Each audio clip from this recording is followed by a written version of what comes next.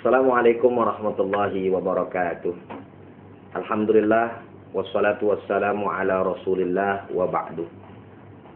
Alhamdulillah, kembali lagi kita bisa berjumpa dalam acara kesayangan kita. Mudah-mudahan semuanya dalam keadaan sehat walafiat dan dalam lindungan Allah Subhanahu wa taala. Saudara hadirin para pemirsa yang sama dimuliakan oleh Allah Subhanahu wa taala. Kita orang-orang yang beriman, percaya dan yakin kalau kita sebagai makhluk hidup pasti suatu saat akan merasakan yang namanya kematian. Bahkan bukan hanya saja kita, orang-orang yang di luar kepercayaan kita pun, artinya mereka orang-orang non-muslim, siapapun mereka, bahkan ateis sekalipun, mereka percaya bahwa suatu saat mereka akan tiada, mereka akan mati, mereka akan meninggalkan daripada alam dunia ini. Cuma yang menjadi persoalan adalah bahwa apa yang mereka yakinkan dengan apa yang kita yakinkan setelah kematian tersebut. Mungkin sebahagian daripada ajaran agama yang ada di luar sana ketika mereka mati selesai. Ketika mereka mati sudah ditanggung berbagai macam dosa-dosanya. Dan pada akhirnya mereka menjalaninya dengan kebahagiaan menurut konteks ajaran mereka. Tapi berbeda dengan kita sebagai orang yang beriman kepada Allah yang menganut ajaran agama Islam.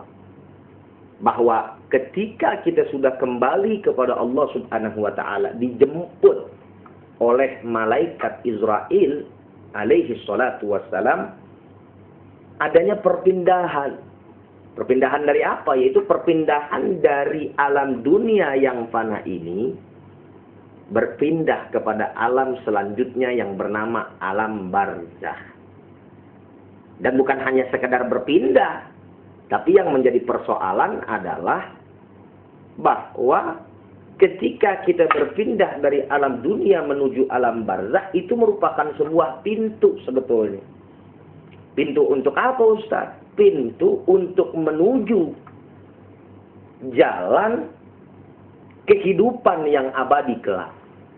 Loh, kenapa saya bisa sampaikan kehidupan yang abadi kelak? Ya karena memang kita diciptakan nantinya dalam konteks ajaran agama kita, seluruh daripada manusia yang tadinya tidak ada menjadi ada, lalu kemudian ada menjadi tidak ada lagi, dan pada akhirnya kembali kepada Allah Subhanahu wa taala, tempatnya yaitu di akhirat. Cuma yang jadi masalah kembali, di akhirat tempatnya di mana? Kalau tempatnya misalkan di surga, alhamdulillah kita bisa menerima amal kebaikan kita berupa buku tersebut dari tangan kanan kita. Lah kalau dari kiri, berarti kita termasuk orang-orang yang kelak akan menempatkan neraka Allah Subhanahu wa taala. Nauzubillah min dzalik.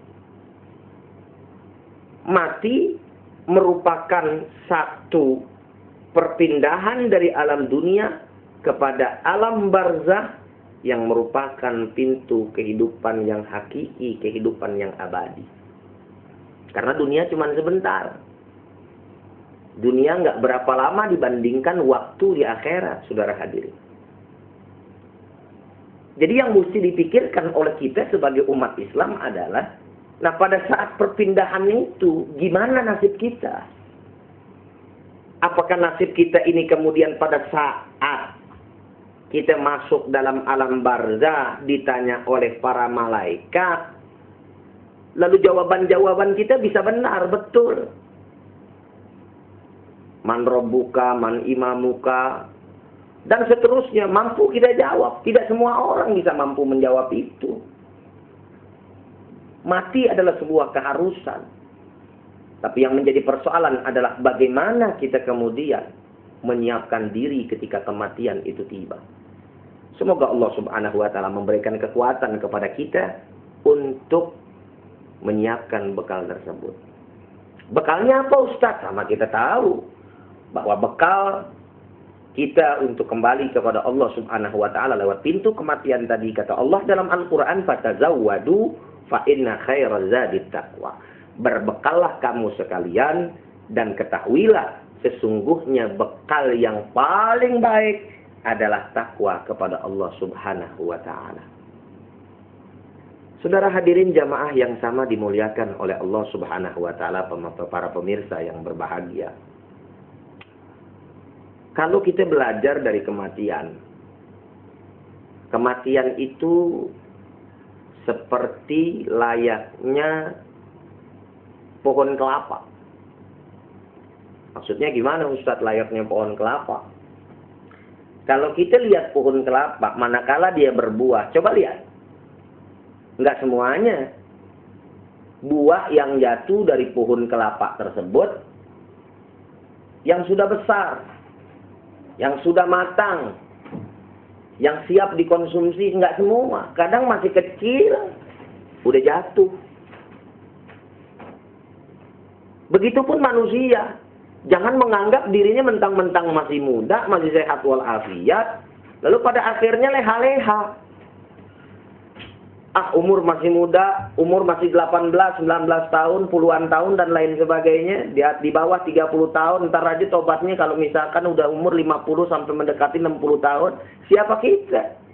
Emang kita bisa kemudian mengetahui namanya kematian kita, saudara? Nggak bisa.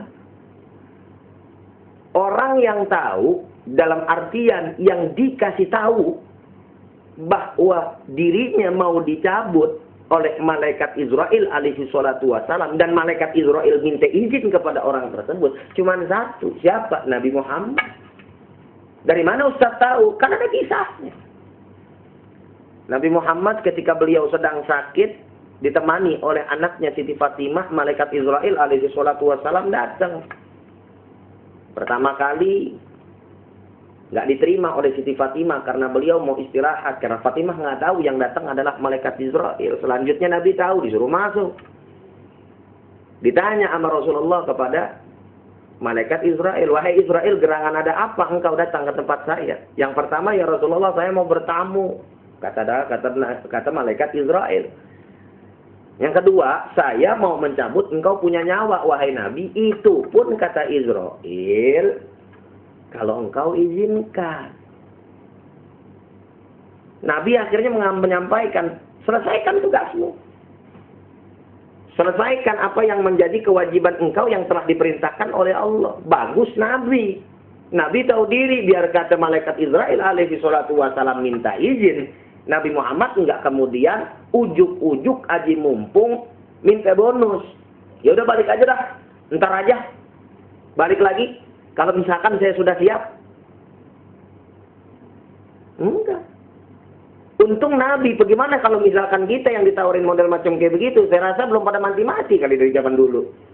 Kenapa minta lama? Subhanallah.